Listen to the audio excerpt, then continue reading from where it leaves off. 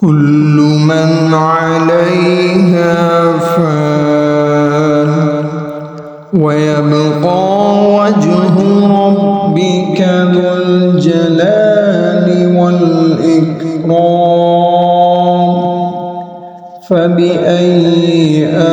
آلاء ربكما تكذبان يسأله من في السماوات والأرض كل يوم هو في شأن فبأي آلاء ربكما تكذبان سنفرغ لكم أيها الثقلان فبأي آلاء ربكما تكذبان يا معشر الجن والإنس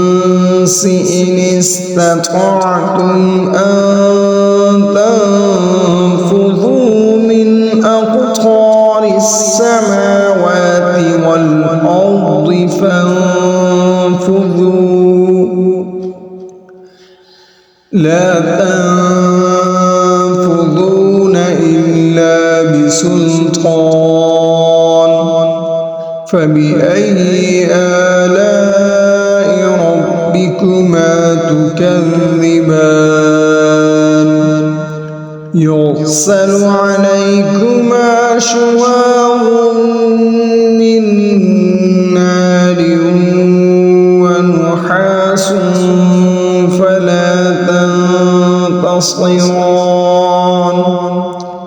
فبأي آلاء ربكما تكذبان فإذا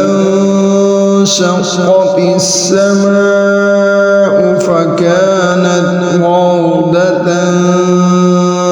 كالدهان فبأي آلاء